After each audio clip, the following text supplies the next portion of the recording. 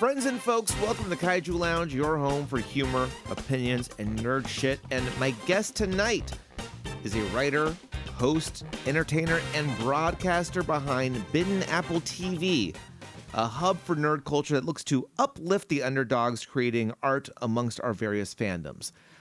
Kind of like what I do here, except they do a lot more of it with a lot more people, a lot better. Take a look.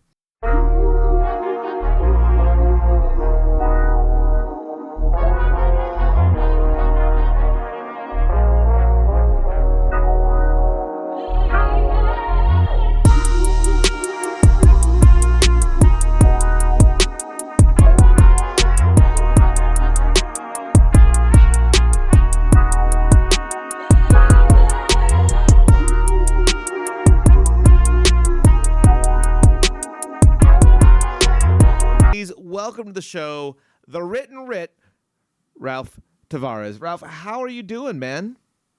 I am doing great. I am having fun. I love geeking out, so I was like, hey, sure, I'll come on the show. Why not? Why not? Let's talk a little nerdy in here. That's what we're doing. Exactly. Normally, so I want to get into this because normally this is around the time, often people I put on the show I've met at cons. And Right. I tend to ask them, the first question is, how was your con? This is a very interesting predicament because we have not met at a con. However, somehow, every time I do any coverage at a con, all of a sudden I see 10 times faster you have done like 18 fucking videos at that same con. So I don't want to ask, how was your con? I want to ask, how do you manage these cons? That's what I want to know. I gotta say, you've ended up on a couple of our trailers, because I'll see you, you're busy, and I'll record you, and then I'll keep going. Well, no, hold on a second. You gotta say hi at this point. I mean, maybe Kaiju Brooklyn was brand new, but after that, like that was my first one. I got to do it a little bit. After that, there's no being a strangers anymore. We're just circling the same drain. No, that's not what it is. Usually, you're in the middle of something, which means you're usually interviewing someone. Okay, fair enough. And then I pass by. Yeah, if you watch all the footage, there's always you talking to somebody.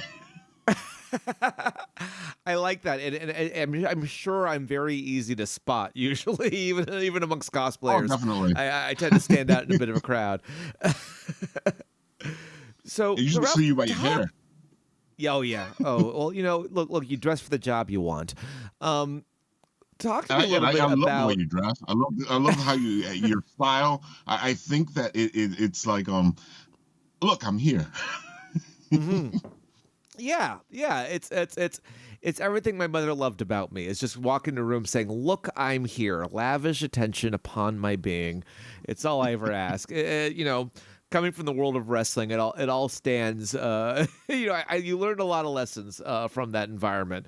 But I don't want to talk about me. I talk about me anytime I get a chance in public. I want to talk about you, man. Well, Talk to me a little bit about.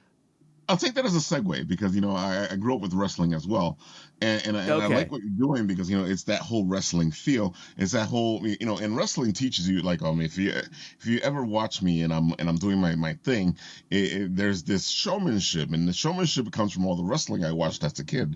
It's all that the talks that they would have, especially Roddy Piper. He was like, you know what I'm gonna do, Hulk. Oh yeah. Oh, one of the best talkers. Absolutely. Oh my God. And I think one of the least problematic throughout most of his life from that era. You're right, actually.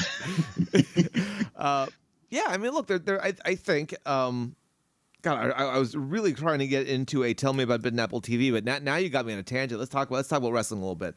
I think something that's interesting, especially in the world of digital media, and something that everyone can take from wrestling is the idea of a gimmick, right? Mm-hmm. It's finding that little piece, honing in on it and amplifying it to 11. And I think that's something that successful YouTubers and successful people in the digital media space, or maybe in the media space in general, do, right? Find the like a movie has a log line. Find the log line for who you are, and amplify that. and is you talk to a lot of creators. You talk to a lot of people doing a lot of different things. Do you see that as well? It's a given, because even myself, because people like expect me to be a certain way, because when it's time for the show, it's like, well, hello there, Apple Buddies. This is your Apple Bite Written Writ Ralph talking to you straight from our show here, the Written Writ, a show where you and you take a journey together to become better writers, and that is hard to keep up. And I took that from wrestling, from Casey Kasem, from Howard Cosell. I took a little bit from each one of them, and I sat there and I was like, oh, what do I like? So I was like, oh, let's do this. Because, well, hello there, this is Casey Kasem, or Wolfman Jack, or Howard Cosell talking to you,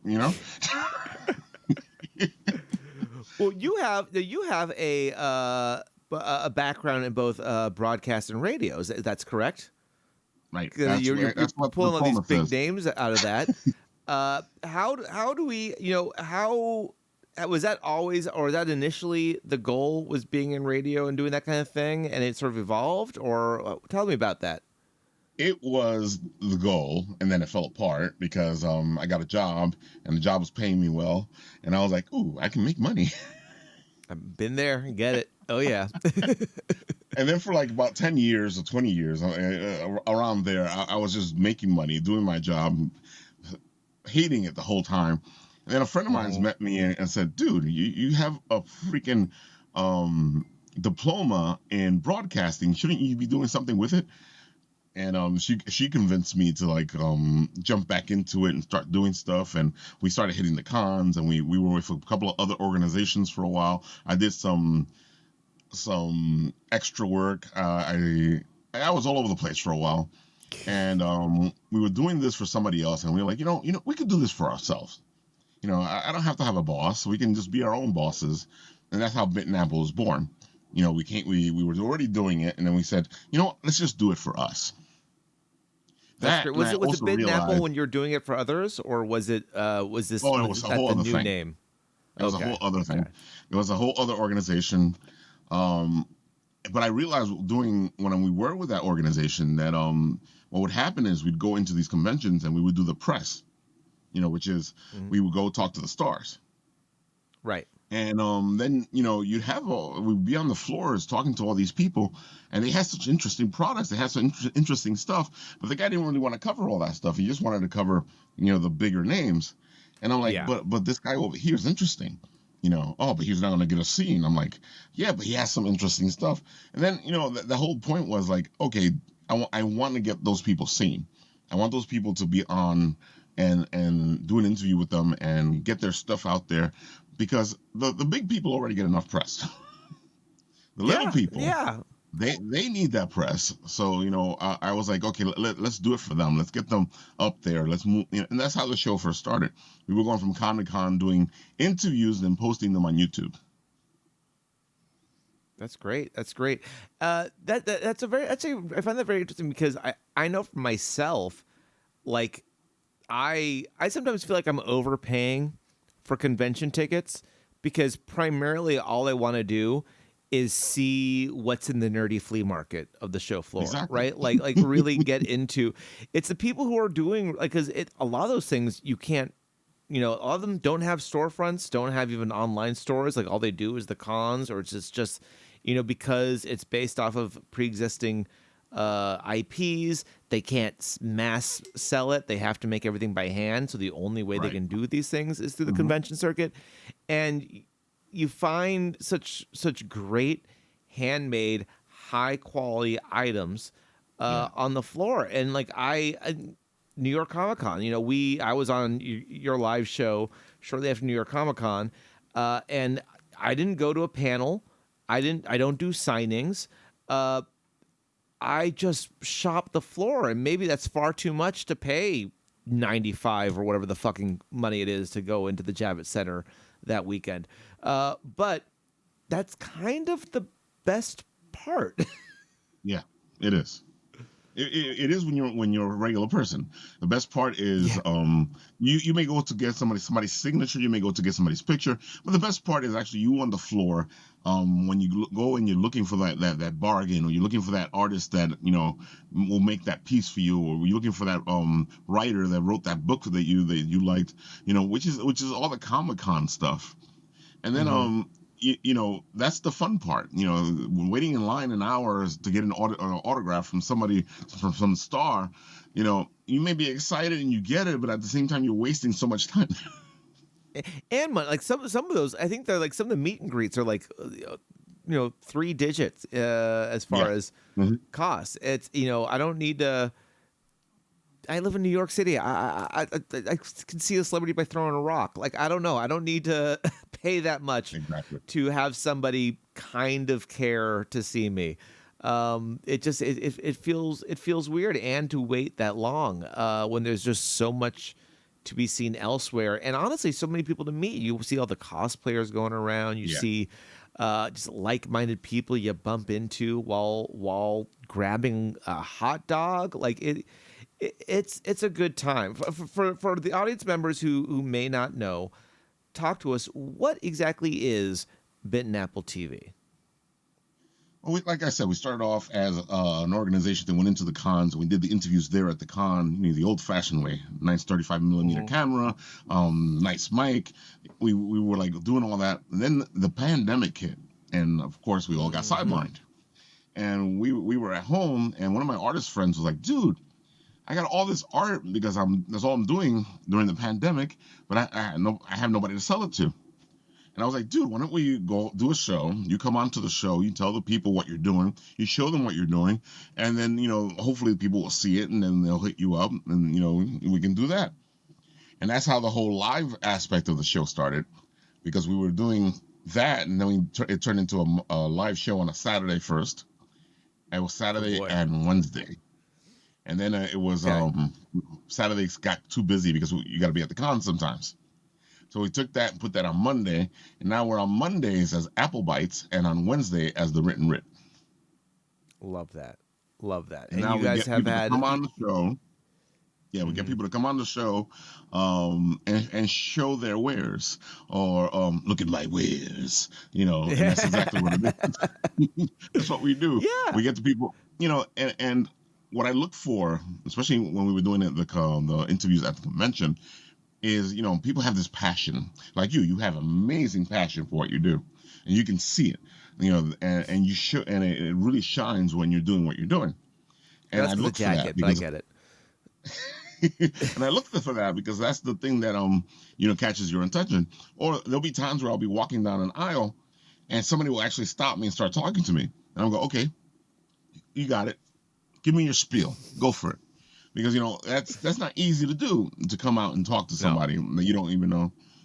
And and it's amazing though, because I'll be in a convention, and people will see me, they'll nod at me, they'll say hi, but they won't say nothing to me, and I'm like, mm-mm. And I'm like, if I'm interested in something, I'll go check it out. But there's times, this, the conventions are busy, They're a and lot. They're a lot. yeah, there's times where you just don't see things. It's not that you don't want to see it, or ignoring it. It's just don't see it because there's so much to look at and so much to do.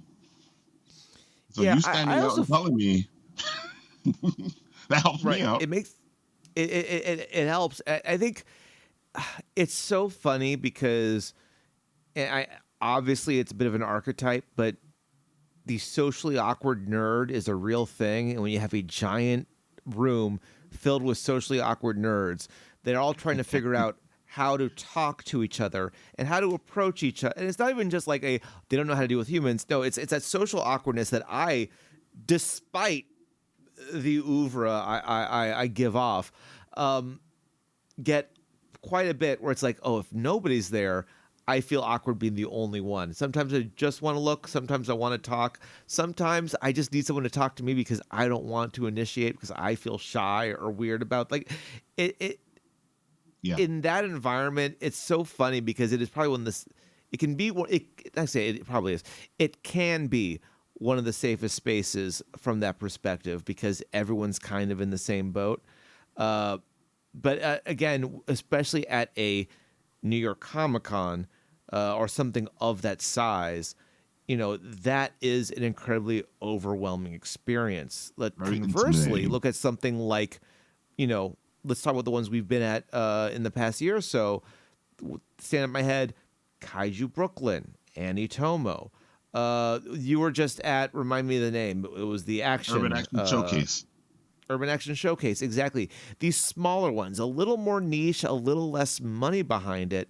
Right. There is something so lovely about those communities because it really feels like everyone's part of the same thing instead of a, lowest common denominator approach to fandom. Talk to me about your experience with the small con scene, especially here in New York, which really feels like it's starting to boom. It's been booming. It amazes me how many shows we get during the year. I'll be talking to friends in other states, and they're like, "Dude, you've done a show every day for the past 2 months," and I'm like, "That's just how it is sometimes. Every weekend you got another show. Sometimes you got 2 shows in the same weekend." And you're like, "Oh my God!" There's times where I'll go like 2 or 3 months back to back to back to back to back shows, and I'm like sitting there going, "Okay, I need a break." I bet. And it's an interesting. I always tell people, if you want to go to a con, go to a small con first. Don't go to New York Comic Con as your first show, because New York Comic Con is overwhelming. It's overwhelming for me, and I've been there many times. Right. Go to the smaller cons because the smaller cons have a different feel to it. Like you said, they have this home feel to it. Kaiju Brooklyn feels amazing because it's just all these kaiju nerds, and it's something different because you've been to many cons. Kaiju Brooklyn just has a whole different feel to it. And, first of all, it's a kaiju based con. You don't see many of those. Yeah. Yeah, I think that gets looped in so much with larger fandoms. And like look, the Toho and Godzilla and Ultraman had a pretty big Hmm. presence at New York Comic Con. So Yep. obviously there's some inroads happening within kaiju culture, if you will. Exactly. But no, to have something so niche, but also like, I'm a guy. I grew up on a lot of those movies. I wouldn't say I'm as diehard as a lot of the people who are at Kaiju Brooklyn, but Same like thing. as someone who's a fan as a kid, to see that there is a whole nerd Yeah. subculture just around this, and it does go so much deeper and so much more involved. Uh, it feels good because there were no gatekeeping there. There was no. It was all a No. very Yeah. lovely, a very wonderful mix of people, and I see this a lot. This is great. What New York is best at, a very diverse group Yeah. of people at all Hmm. these cons. You don't go even if you don't know anything, you don't feel like an outsider when you're there. And Exactly. I think that is where these small cons are probably feel the most special. And it's funny because taking New York Comic Con as an example, you have everything there. You have the kaiju, you have the anime, you have the comic books, you have the media, you have but it's overwhelming because then you have to figure out what you're going to pay attention to. You have to actually plan your days out to figure out Mm-hmm. what you're going to pay attention to. If you're going to cosplay, then you got to figure out if you can do the cosplay and do other things. Usually, if you're cosplaying, that's all you're doing all day. Yeah, yeah. The And better your if you do costume is, the more elaborate, the harder it is to walk through those exactly, lines. So like yeah, you're basically in the atrium and that's it for eight that's it. hours. Yeah, and that's why some cosplayers they'll come down and they'll get dressed normal and then they'll do a little bit of the con, but Yeah. most of the times I find that they're doing that all day, so they don't even get to enjoy the con. It's wild. It's wild. I mean, that's such a world I'm not tapped into. I've done little cosplay here or there, but mostly because I just felt like dressing up, Same here. not like Hmm. cosplaying, in the way. But the people who are really into it, it is really kind of like fashion week. They're just there to show off their outfits and be seen. And, being accosted by, at least 25% of New York City every single second for a photograph, God, it sounds exhausting. It definitely is.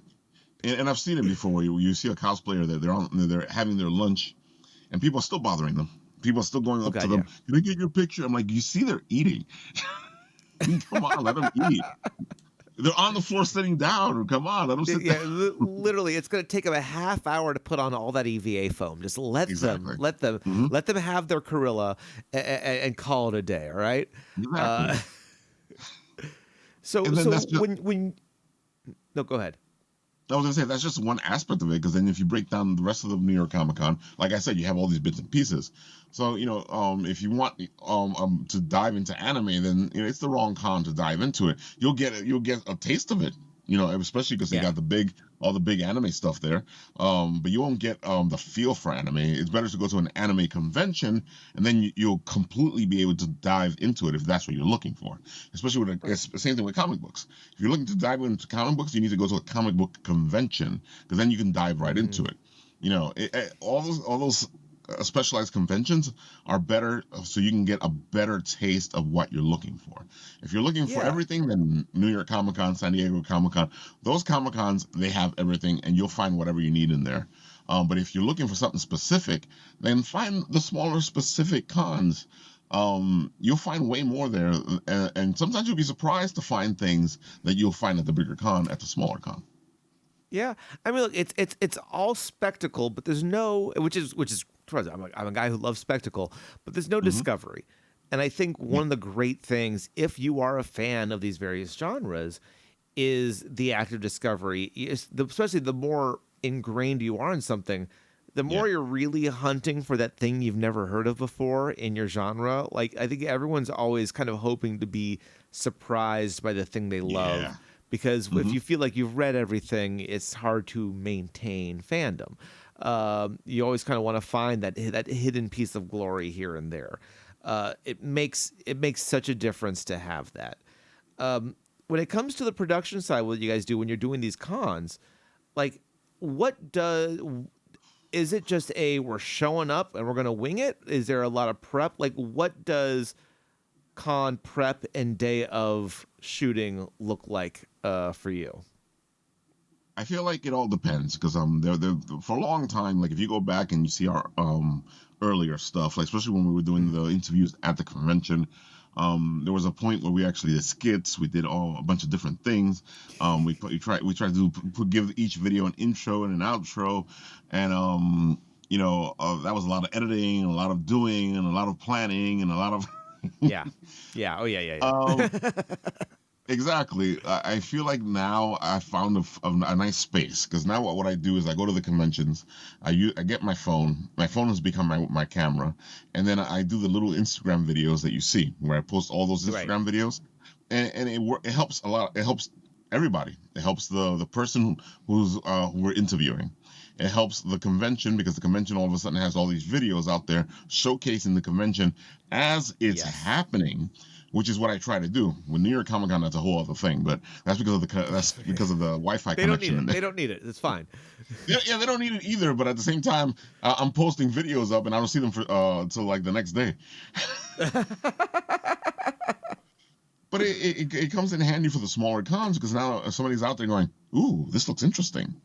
And then we're not just posting up like one video or two videos. It's like a bunch of interviews back to back to back to back, and then we're showcasing kind of what's going on. And then even then after that, like when you get home, I know you've seen it, where I'll put a trailer together, or I'll put a couple of things together for a bunch of different things that we saw, and put it to music and put it out there, which also gives a whole other different feel to the show. Right. So that's what production is right now. Every once in a while we'll go back to the original stuff, which is pull out the 35 millimeter and do interviews, which is pretty much what we did at Urban Action Showcase, but we were doing it for somebody else. Oh, interesting. Okay. Yeah, so talk to me a little bit about Urban Action Showcase and your experience over there. Like, what were you guys doing, and how was that show? We talked a little bit about it when we were setting up for this interview, and you said it was a very different feeling con. It was definitely a different Or experience for you. if you're looking for a convention that's all about action, kung fu, martial arts, all those old action movies, like the Warriors, because they were Yes, celebrating the Warriors yes. anniversary there, and they had the Warriors there, and they had a bunch of other older characters from other things, like some of the characters from Good Times. Actors, I should say, from Good Times, the Warriors. They had so much stuff there, and then they tend to celebrate the anniversaries of some of the big movies like Matrix, Okay. and they go back to the old kung fu days. You remember those old kung fu movies, Oh, and they'll have those yeah. guys there as well. You have Oof, the dragon, and you have all these people that you've seen as a kid, and you can actually see them in person. It's that's just amazing. cool. It's That's an, wild. it's really different because it's a convention, but at the same time, this is a convention about this. It's that old martial arts, the old kung fu. Sometimes it's even recent stuff, and then they also do uh an award show for up and coming people who are doing their own action stuff. So Oh, you get to wow. see new people coming up doing the same thing. And that's interesting to watch, to see how they're doing what they're doing. And then if you are one of these type of people that do action movies, you can actually put your movie in to see if you can win something with Urban Action Showcase. Wow. So there's a bit of like an indie film festival vibe to it. Exactly. It has the Indie Film Festival, and then at the same time, you have all these old actors and some recent actors coming in, and you can meet them there. Yeah, it's it. You know how we were talking about the kaiju and the old movies and that reverence for it. Yeah, It's yeah, yeah. that's exactly what it is, man. You come in and you see these guys that you saw in the movies, and you're like, oh my god, that's the Hammer. Oh, Yeah. and you just sit there and you're like kind of in awe. That's so cool. How long have they been around? I think this was celebrating the 12th year. 12th year for okay, so Yeah. they've been doing this for a minute. That's really cool. Because it's Hmm. it's interesting because I feel like I've been seeing a lot of the new ones. Like again, going back to Anatomy of Kaiju Brooklyn being the examples that Right. are most prominent in my head. It does feel like a lot have popped up, and I spoke a little bit with Rosa from the Tokyo Bronx ACG group there. Exactly. So you had them Um, on the show, yeah. yeah, amazing people. I always love to get to talk to them, see them. It does seem as though there, and maybe this is a bit of a post-pandemic resurgence. There's always been a nerdy scene in New York, but it does Yeah. really feel like it's starting to pop up a little harder post-pandemic. I can agree Um, with you. why do you think? Why do you think that is? Do you think it's just people rediscovered things because they were bored at home, or do you think that being stuck in for 2-3 years made us all a little more true to ourselves, and suddenly it's this weird renaissance of nerd shit happening in New York City. So here's the weird thing, because we've been doing this now for 9 years. Yeah, 9 years. Yeah. This is our ninth anniversary in October. Yeah, we've been doing this for 9 years, so Wow. we've been in the scene for 9 years, and there's always been a lot of conventions in New York. There's always been a lot of conventions in New York, but you're right. There seems to be more now. I feel like people are trying their hands at it, or they feel like they want to do something that they think somebody else is not doing, or showcase something that somebody else is not showcasing. And that's what you start to get. You start to get all these conventions that they're trying to do something different, or they're trying to do something that they think is different, or they just want to do their own way, you know. Hmm. And it's a good thing because there's a resurgence. Because in New York, I've always told people, if you want to find something that you're interested in, there's a convention for it. So just go out there and look for it, and you'll actually find it. Um, but I feel like now it's even bigger. You know, that's why you got all Yeah. these conventions, and they seem to be competing with each other. They're all you have like 6 conventions on the same weekend, and you sit there going, how are you making money? Sometimes it makes sense because they're in different parts of the state or of the city. Or sometimes you got the guys in Long Island, they're doing a convention, and the guys in New York City are doing another convention. Again, the guys in Right. Jersey are doing another convention. So it's far enough away, but at the same time, it's almost the same audience. So you sit there going, okay. Yeah, you guys now fighting for real estate amongst the people here. When something like that happens, how do you guys decide what is the drawing poll as to what to cover? Whoever In gives all you the free ticket. honesty, well, I have to say that that makes it easier. Like Yeah, if I have to sure. if I have to decide to put some money out, then I have to then I have to make sure that I'm deciding for good reason. There's content there. We go to New York Comic Con and we still pay for it, but I've changed the way I do New York Comic Con. It's not the Okay. same way anymore. I'm not pressed, so I go in there to have fun. It so happens that press stuff happens. Right. you know but I will I would err in the side of having fun than I would in the side of press because I'm not there as press. You get me? That's no, totally. That but again, same It thing. has to be the same thing with They you. don't Yeah. need our help. They can afford the Javits No. Center. They can go fuck Hmm. themselves as far as press, the way I see it. Unless they want to give me a ticket, in which case you guys are wonderful and please give me a ticket. But like, Exactly. but they're not looking for. I mean, that's the difference, right? No. I was able to reach out to John Blotti Jr. I was able to reach out to Eileen Level to talk to him about their directly, the people who put these things Exactly. together. I'm not Hmm. talking to Joe New York Comic Con the third to get his Exactly. permission to be at New York Comic Con, nor would I be able to reach them. So like Yeah. it's again goes back to that intimate feeling. At this for 9 years, doing this I'm assuming doing as a fan doing the con scene even longer. Oh, definitely. Yeah. What has stood out to you? What moments, vendors, people, what are some what are some of the real oddball or interesting things that you've been able to discover? Um, doesn't have to be PG. We're filming this late at night, based on that smile. But like, what is, you've now seen a lot here. I'm sure it takes a lot to surprise you. What has surprised you? You know that there's an X-rated convention. I'm familiar about that summer. It's God, what's it called?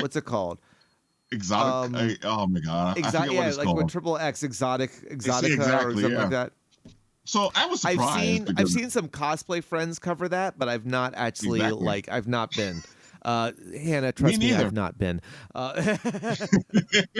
Me neither. I haven't been to it, but it was surprising because it's funny because I was just saying if you're interested in something, there's a con for it in New York. But even with that stuck in my head, I was like, "There's what? You got to be kidding me!" Well, it's also and interesting then because the industry's not here, right? no, Like I'm sure people film porn everywhere, but exactly, the industry is obviously West Coast based and typically exactly. has been. Hmm. So it's interesting that they would want to bring, half naked people or fully naked people out to the side of the coast that actually gets winter and put them through that. But it's funny that you say that because then I found out there's one in Florida, there's one in California, there's one. Wow. So you start going, There's wait probably a like minute. 20 in California. Let's be honest, but honestly, the one in Florida is just called Sunday. Like I think that's just people walking outside. Uh, I always think it's funny because so Florida's conservative. I'm like, yeah, okay.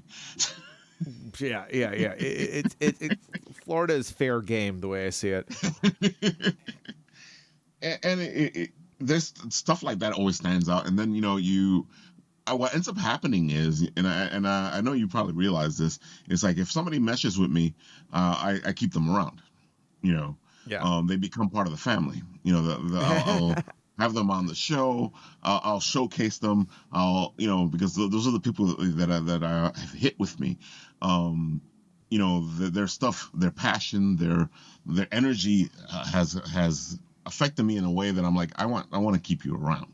I like what you Sure. have, and those are the easy ones to go out there and do stuff for.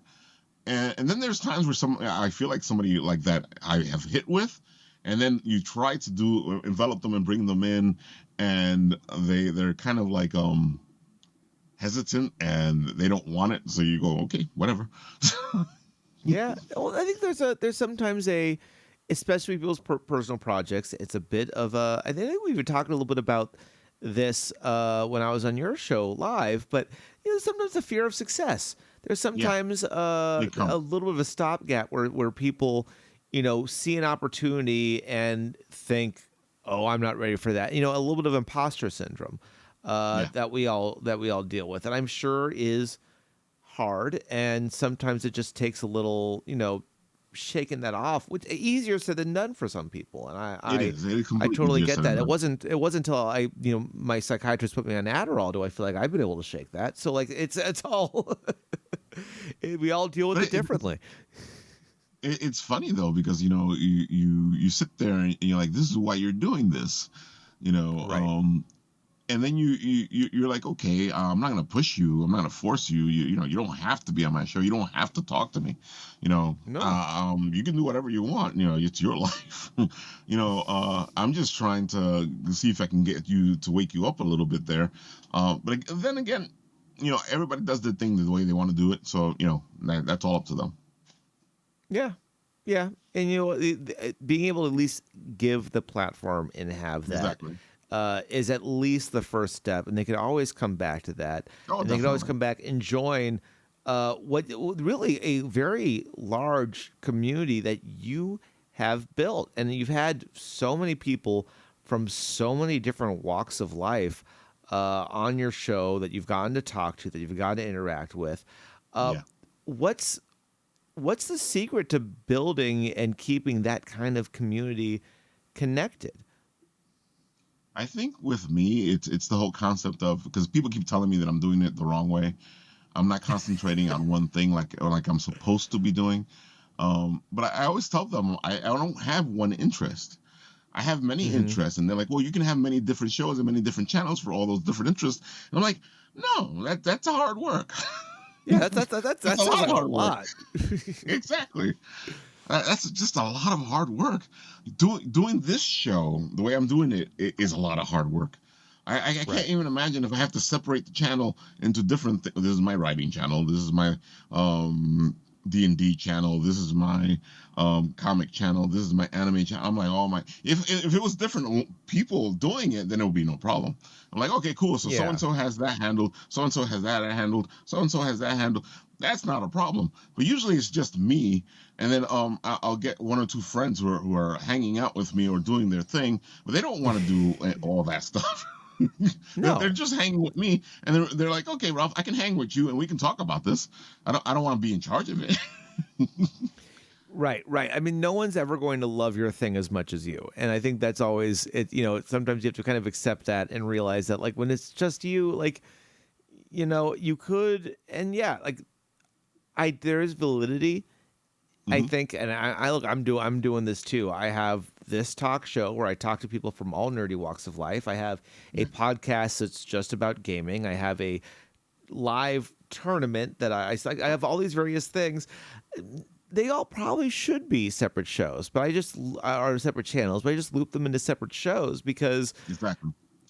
it's hard to maintain that at that level, but also to your point, like that seems less fun. And in the Yeah, end, that's kind of the purpose, right? Is that yeah, if we're not enjoying this, why do it? And so at a certain point, when the juice is no longer worth the squeeze, uh, you'll stop and do something else because that will be more fun. But like, you know, someone once described me they're the Venn diagram for YouTube, right? There's what you want, what your audience want, and what makes you money. And the point is to be right there in the center somewhere. exactly. Um, and so it's always just about feeling it out. But truthfully, like, if I'm not taking into account what I want, and it's Yeah. celebrating these different things, much like you are celebrating these different things, then it's not sustainable.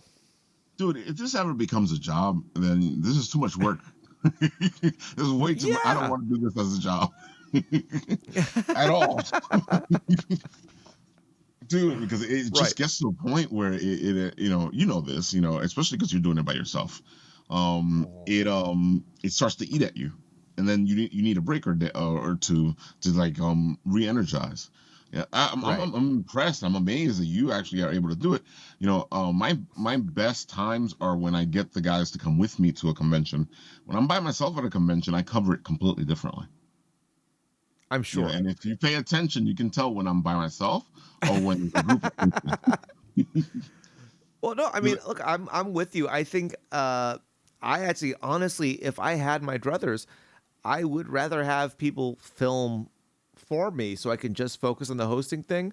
I Yeah. tend to be more comfortable in those positions Hmm. because if I've got to stop people and I already have a little bit of a mental block when it comes to like Yeah. interrupting people during their fun, which is kind of what we're doing sometimes, Hmm. then the idea that okay, hold on 1 second, let me set the camera up. I got my mic here, ready to go. 3, 2, 1, record. Like I that just makes me even more self-conscious for Yeah. somebody who's wearing such a sparkly jacket and brightly colored hair in Yeah. public that like it slows me down. I actually talk to less people if I don't have other camera people there. That being said, Yeah. I'm also a fucking control freak and I want everything to look a certain way and I know only I can do it. So like it's six of one, half a dozen of the other. But it's funny that you're saying that because I have a problem with authority. So, uh, um, the fact that they're there and they go, dude, look at this guy. I probably would have never seen him. You know what I'm saying? Right. All of a sudden, Yeah. you got a whole eye view of something else that I would have probably would not have paid attention to. Not because they're not interesting or anything. It's just the fact that, like I said before, you're walking through, and you're just waiting for whatever to snap at you, and then if you're by yourself, usually you'll just snap at the things that you are mainly interested in. You know, Right. and sometimes even the stuff that you're interested in you don't see because again there's so much when you got multiple people with you. What ends up happening is that they see different things, because there'll be times where I'm with a Yeah. group and they go, I didn't see that, Ralph. How did you see that? And I'm like, well, it was right there. No, it's Or there'll be times I where they think see something. It would be times where they see something and I'll be like, I did not see that. right. I think years of living in New York, and Ralph, you're native, right? You've Yeah. lived here your entire life, yeah. So like Hmm. years of living in New York, I think when you're in a city like this, there is always so much stimulus going on that you, by nature, are used to tuning things out, and therefore, when you're in these kind of conventions, you're probably, it takes a little bit extra to grab your attention because sensory overload is just part of living on this beautiful island in the first place. And that's the funny thing because I have social anxieties. I yeah, I know. Everybody goes, yeah, you don't have social anxieties. No, I definitely have Fuck, I social got anxieties. social anxieties. I totally get it. Yeah, Exactly. we do this Going to to the help with our social convention, anxieties. exactly. You're trying to dive into the pool so that you can get over it. But there's times where I'll get an overload, and if I got the guys with me, they'll see it and they'll go, Ralph, let's go outside. Let's go do some. Let's go do something else. Because if I'm by Yeah. myself, I'll shut down. And then I won't cover anything else, or I'll just walk around the convention like a zombie. No, I mean, look, my New York Comic Con video. Let's get let's get real, baby. My New York Comic Con video. There's a reason why I only talked to so many people, and a lot of them were Hmm. people I've already interviewed at other conventions or on my show before. Exactly. Was Yeah. quite frankly, that's exactly what happened to me. Hmm. I was like, I was going to do cosplay interviews and all this kind of stuff, and I got that social anxiety hit, and I Yeah. just shut down. Um, and it's hard. It's even when I have other people there, it can be hard. But like, Yeah. yeah, having that team is important, and they can push you. Yeah. I've been lucky that at Anatomo and Kaiju Brooklyn, I had shout out to my buddy Kevin, not only did he help film, he was willingly to come by and film those. When he didn't really have much interest in either actual genre. Big game guy, but not really in those spheres. He's also a regular in my tournament when I always appreciate him. You know, what helped with twofold was he would see some things like, oh, you should talk to them. And I was like, well, now he's asking me to talk to them, so I probably should talk to them. That Exactly. pushes you. The other side is also just the fact that, if I start walking around like a zombie, he's just following me. So now he's going to be extra bored. And now whatever social anxiety I had about all these strangers, I have about my friend who is now just waiting for me to tell him to do something. So there's a little bit of a shit or get off the pot experience. Exactly. But it's funny though, because when you have a friend, it kind of takes it in a different direction because this person's your friend. So it gets kind of hard to get into that social anxiety because you are socializing with that person and you got your inside jokes and you got your things. You might get a little something while you're hanging out with them, but at the same time, most likely what's going to happen is they're going to bring up something and you're going to let it go. At least that's how it's it a is with me. recharge. It's a safe space. Exactly. It's like having a portable battery for your phone. It's right. Yep. It keeps you online for a little bit there. Yeah, and that's what I do. Sometimes I don't bring people that are part of the show. Sometimes I'll just bring somebody with me, and it's still something that helps me out because even with that, they'll notice something that I wouldn't notice, or they'll keep me entertained, and then I'll do my job. Right. It makes all the difference in the world. I don't know about you, but like I find that I am almost 10 times more comfortable, on stage, microphone in hand, than I ever will be on the floor. Right? I do my work with Kaiju Big Battle as an announcer, and I am just like I'm up there. I have no problem going off making jokes. I don't even get nervous before I go out into that ring anymore. But I do when it's on a con and I'm chasing people down. Why do you think I'm still trying to figure out why I think that is for me, but why do you think that is you're nodding your head? Why do you think that is for you? Like I was saying earlier, I think it's because Written Writ Ralph it's this person over here, and Right. when you're doing the show and when you're on stage, you're your persona. So your persona, go back to comic books, it's you, but it's not you at the same time, or it's a different aspect of you, and that aspect of you has to stay constant. When you're in the moment, you just stay as that person. It's like we all know that Batman is the real persona. Bruce Wayne is the act. Right. So for us, that person on the stage is the act, and then we're the persona, the person. So it makes it easier because we already know that's who we are when we turn it on, and then it's easier to keep it on. The most that'll happen is that I've had it on for too long. Yeah. Get a little And high on your own that's when I supply. gotta worry. Yeah. Because then you start to realize that you've had it on for too long, and you go, uh-oh. But Well, I feel like know. I totally. if you're doing it for a certain amount of time, or if you're doing it for like a show, it's gonna end. Right. So Yeah, I'm like, I just gotta get through this. I guess that's fair, right? You've got. I mean, look, this is armor. This is battle. This is ready for war, and you're going in there, and then at the end of the day, you can still take that off in some ways. Yeah. I think that makes complete sense. That being said, I'm sure you don't have too much to worry about because your absolutely lovely baritone voice disarms, I imagine, most people who talk to you. Having come from the radio background, was that always going to be the case? Like, did Baby Ralph also come in sounding like Barry White down that low? I'm not sure when it started. I can't even remember because I know my voice wasn't this deep when I was younger. But that's what got me into the broadcasting, was because everybody would tell me, you have such a nice voice, maybe you should do radio.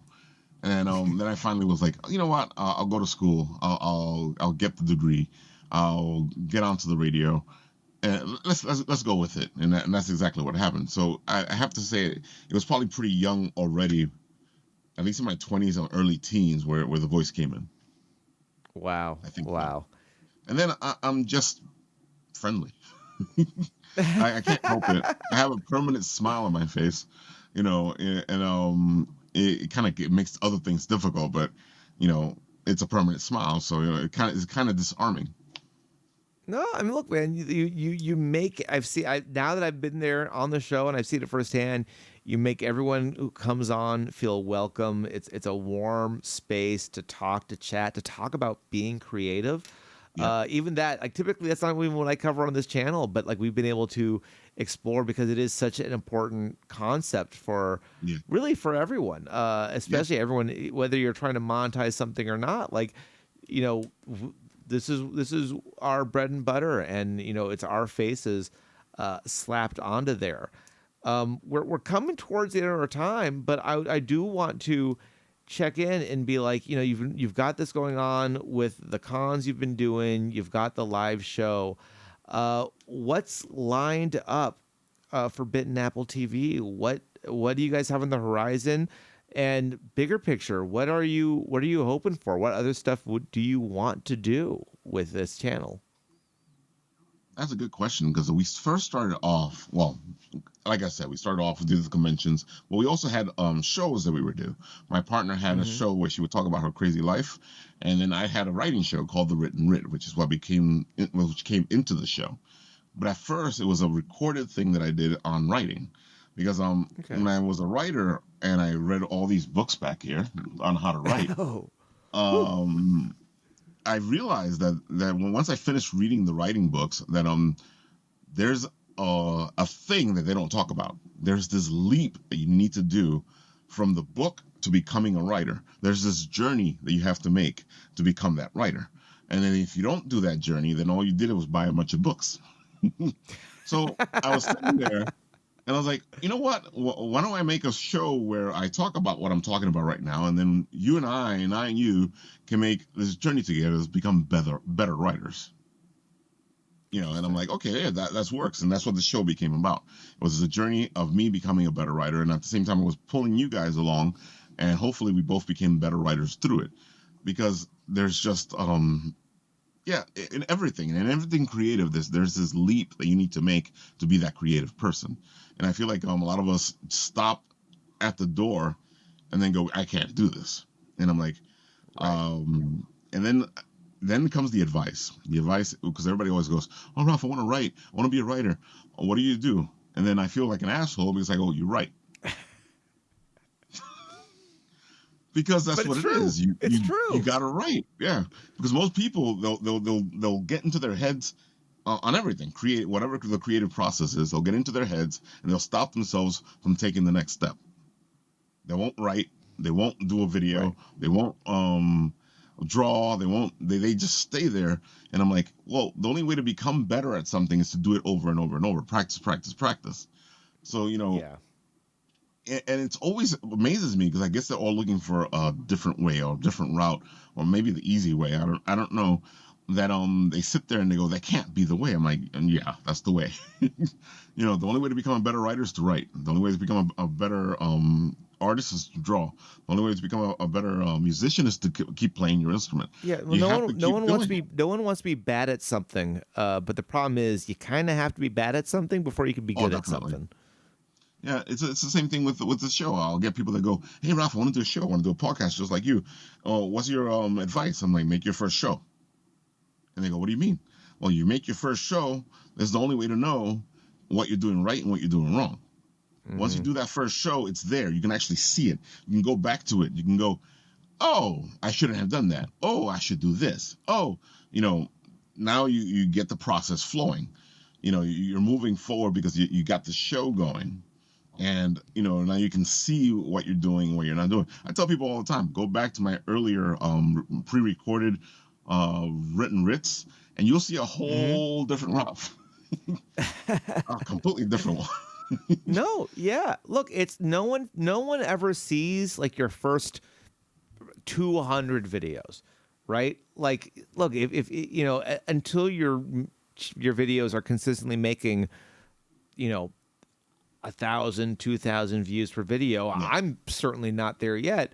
But like, no one will see or more specifically remember the mistakes you made. No, Because the shelf life of a YouTube video is so small and so it is. short, and they're It's already just moving stubborn. on to the next one. So it's not like you've Yeah. missed your opportunity or screwed up your chance. You got to just jump in. Yeah, because then you get that one. I don't know. I didn't know you had so many shows. I didn't know that you guys did all this stuff before what you're doing now. Yeah. I'm not gonna This subscribe to a channel that only has one video. I'm gonna subscribe to one that has a whole library. I can circle exactly, back through and discover what they've done. Same with podcasts, same with anything else. and that's what we're getting now. When we hit the 9th year, and I'm sitting there, we got to do something. We're gonna hit 10 years, and so we need to do something. And I'm right now I'm trying to figure out if we do giveaways because believe me, there's a lot of stuff in the Bitten Apple vault that I can give away. But then that's a whole other thing because now you got to figure out how to do the giveaway, and then you need people to interact with you in order to do the giveaways. Right. So you're not just giving away to that same person. I mean, but at the same time, what a lucky person to be. Time to be in Oh, the audience definitely. right then and there. I always say that I do That's these something. tournaments and like $100 of the prize is like you now have a 50% chance of winning $100 because no Exactly. one else has entered. And that's my advice to everybody. If you're following these little shows, they'll do these giveaways. And if you are one of the people that is loyal, in the beginning, you're going to rack up. Yeah. Yeah. Because, you're the loyalist. So you'll be there at more shows than everybody else. So you got more chances of winning. I think that's great. You know what? Here's what I'm saying. 10th anniversary, do a live in-person party stream, get a bounce house. Three people at a time, three artists at a time, interview them in the bounce house, get Oh, them my all to God. trade out 24 hours. Here we go. Let's go big or go home. Yeah, it's so funny. And then everybody's always asking us to do a convention. And I'm like, no, no, no, no. I've been to enough conventions. This is hard work. Showrunners, I feel sorry for showrunners. That's a Oh lot yeah. of work, and they don't get any It's credit. no.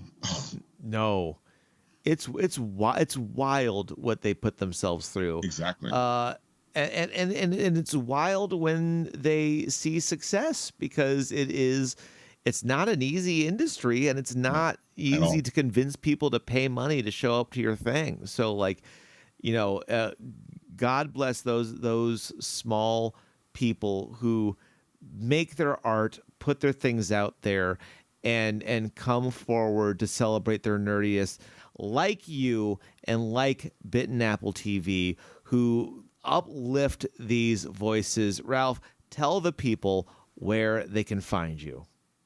I am Written Writ Ralph from Bitten Apple TV. If you look up Written Writ Ralph or Bitten Apple TV, you will find either me or the channel. Right now, I am the channel, but that's a whole other story.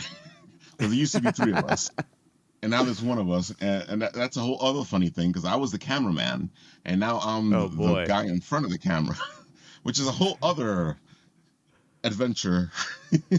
The But world at of the a same, one-stop shop, man. It gets to you. It's rewarding and exactly. scary. I get it. I get it.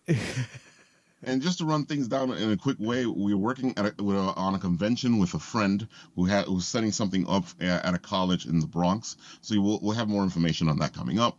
The giveaways will probably be starting soon, so go check out the channel to make sure you want to see that.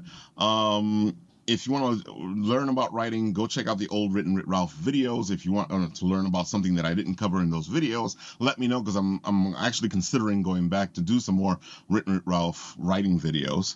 But I covered what I wanted to cover. So now I need to know what you guys want me to cover. And of Great. course, I have the Kickstarter with We Suck at Comics. And if you're looking for a published work from Written Writ Ralph, I like writing. I don't like the whole publishing aspect of things. So these guys have made it easier for me. They've got my story and put it into their book because there's a bunch of different stories in that book. And of course, we all suck at comics, so we suck at comics. You can look it up on Kickstarter. It's We Suck at Comics, and I will have my first published piece in that anthology, and they should be going through to it should be going live soon. Right now, they're at sign up to get notified, and folks, any Kickstarter, if they're doing sign up to get notified, it's free to sign up and get notified, and it helps the Kickstarter out so much, because if they start with a good amount of followers, they get pushed up in the algorithm. So there you go. Perfect. There it is. Good extra piece of advice. Help them out. We Suck at Comics. We'll be sure to go ahead and put a link to that in the video description below, and we'll probably want to talk about that once it's up and see where that's going as well. I'd love to go ahead and learn more about that. We didn't even get to cover that. We're shooting the shit on life as two aging creators who are trying to make something of us in this world. Exactly. Another way you can always support, as he mentioned, follow him, like and subscribe over there. Follow me, like and subscribe over here because of YouTube. I am at Boss Monster Kaiju everywhere. I'm not even going to promote X anymore because I'm on Blue Sky now, so fuck that place. I can't even have my full goddamn handle on there, and I've never been able to let that go. Yes, at Boss Monster Kaiju, Blue Sky, Instagram, TikTok, Twitch, YouTube, all that good stuff.